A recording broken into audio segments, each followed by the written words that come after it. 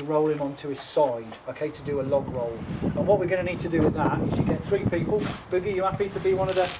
You happy to come? Because we can teach somebody to do this really, really quickly. So there's only 2 of you, and you need 4 of you. You can actually get 2 bystanders to come along and help.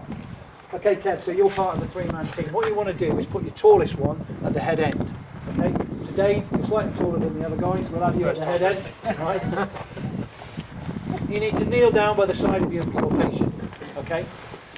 We also need to have somebody holding Lee's head. That should be happening all the time. Rob, you happy to hold the head? So you need to get down and hold the head. That will happen. Once you've got somebody in C-spine control, you will always have somebody holding the head. They will have a collar on as well. We'll show you how to put a collar on in a second. We'll just show you how to do the log roll at this point. Okay. Everything's going to be done in Rob's charge. Okay, so Rob is going to be calling all the shots with this. Everybody's going to do what Rob tells them to do. Okay, so Rob's got hold of Lee's C-spine. Dave, you need to put your hands across and get hold of Lee's right shoulder. Yep. You're then going to put your left hand on this part of Lee's body, okay, on his hips. Boogie, you're going to come across and you're going to put your hand there, okay, across or under. Okay, so now we've got 3 over. We've got 3 hands over. Boogie's then going to put his left hand underneath Lee's right leg. Okay, so he's got his first hand underneath. Kev, you need to put hold of both your hands, both underneath Lee's right leg. So you put 2 hands underneath there.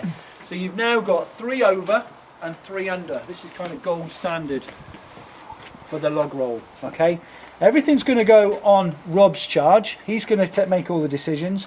And what Rob's going to do is he's going to say, right, we're going to roll. We're going to go on the R of roll, ready, set, roll. Okay, and then you're going to get to a point, and then Rob is going to say stop.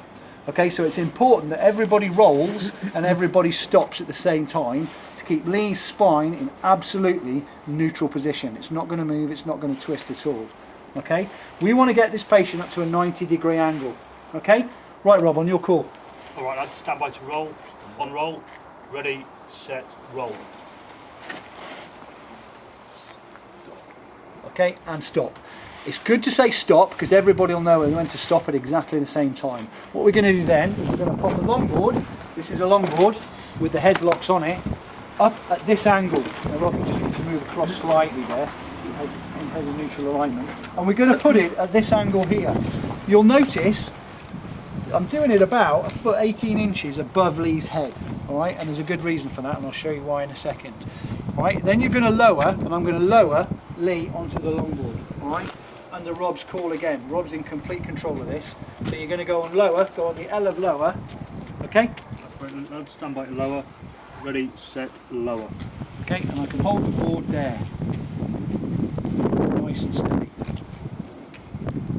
Okay, you're still in control, Rob. Yep. What we need to do is we need to get Lee's head up into the middle of that block. Now it is a diagonal movement. The reason for that is if you put the head blocks here, you've got to move laterally. Okay, we've got less neck movement if we move diagonally. All right, does that make sense? Yeah. All right, so we're going to move up and diagonally, less lateral movement of the head. All right, again, it's on your call, Rob. Okay, you want to end up with Lee's head right in the middle of that board. Okay. You're in position. You've got good grip. Yeah. You're in position. You're in position. Rob, you need to make sure everybody's happy and everybody knows what you're doing. Right, lads, all ready, good to go? Yep. Right, stand by to move. Ready, set, move. Excellent, fantastic. Yeah. Now, Rob, are you in position there? Lee's head in the middle of those You need blocks. to move it slightly towards me a little bit, fellas, about 4 inches over to your left. No, you're not far off there, Rob. What do you think, Couple of inches, perhaps. Couple Yeah, of just inches, yeah. up an inch and across an inch, yeah. Okay. Okay, lads, ready, set, move. Okay. Perfect. Brilliant. So you stay in control there, Rob. What we need to do then is we need to put his heads into some blocks, okay, and just strap him up. Right, do you want to do the straps on? We'll do the straps while we do it. We should have a collar on at this point. We haven't shown you that yet. We will show you that in a minute. The reason why I haven't done that is it's quite uncomfortable for Lee, all right, because we're doing this nice and slow time. So I just don't want Lee to have a collar on at the moment. So what we need to do is we need to strap Lee up. Now what we do is, because we've got good C-spine control, because Rob's got hold of Lee's neck, we need to strap the torso first. Because at this point, if the torso moves, it's gonna damage the neck. So if we strap the torso and we've got control of the neck, we've got less chance of the neck actually being damaged. Do them stealth black? They do them in stealth black, actually, yeah. We've got them in not stealth orange, and they're wiped clean now. They're not so good as the webbing straps. To be honest. They don't tend to tighten up as well. You go and short one at the top. Yep. So what we do, you've got your clip, you've got your bars in your longboard, all right? They just clip into the little straps in there, yeah? And they twist round, all right? So you can put the straps at the top, yeah? You can also then put the longest set in the middle, across Lee's middle. Always go underneath the hands, unless your patient's unconscious. All right? If you're unconscious, then you might want to hold the hands in place as well. But realistically, you want the hands free because you want to be able to get at Lee's arm to do a blood pressure on the way to hospital, and if you need to get any intravenous access, we can get it into the back of his hand or into his elbow joint. Okay. We're going to do those tightly-ish. Okay, we're not going to tighten up just yet. Next one goes across in the middle as well. That holds your pelvis in place. Okay, you can do that one up fairly tight, and then we're going to do a figure of 8 around Lee's legs. All right, Rob, you stay in control. Are you right there, mate? Yeah. Yeah, your knees are right. So that one goes here, around the feet.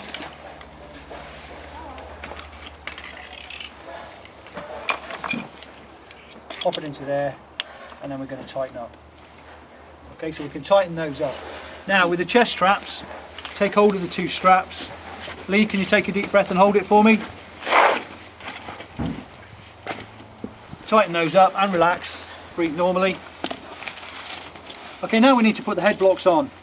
So I'm going to take control over Lee's neck now. I'm going to take control of the head.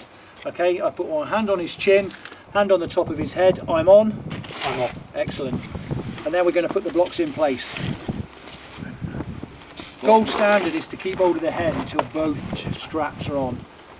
So they go on like so. They've got little holes for Lee's ears. This is quite uncomfortable for somebody, to be honest, because now you're kind of almost taking the hearing off them. I'm on. So this is the last thing to be done, strapping the head.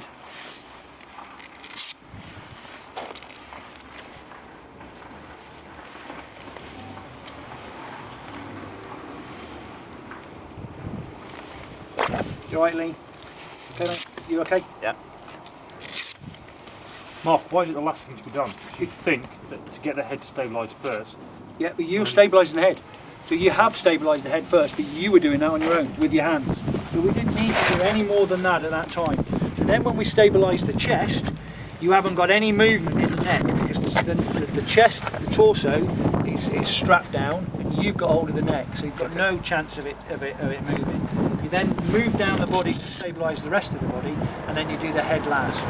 If you did the head first, you've still got a chance that the body could start to move. If this patient's agitated in any way, through a head injury or through a hypovolemia, then you could have this chap starting to fit on you. All right, and if you did that with his neck in place, you're going to damage his C-spine because his body is going to move. Okay, we're now secure. I'm off. Now what do we do? Go for a wet. Yeah. like you're thinking. We're going to reassess, aren't we? Make sure our patient's airway is good. Okay, open your mouth for me, Lee. Okay, that's good. I'm then going to look at his chest, because he's not going to have his clothes on and his overalls on. Okay, we've done that to keep Lee warm, but we're going to make sure that we've got good air entry. Okay, we're going to listen to his chest again, have a look, see if we've got any breathing that's come along, take his radial pulse. If we haven't got a radial pulse, take his carotid pulse, and then we're going to move him out of here. Okay? Those are the sort of things you can do on the way to an ambulance if they're time critical. Important to reassess. You've done your initial assessments, we've put him onto the longboard, we're now reassessing, we're now shipping off to hospital, reassessing again en route.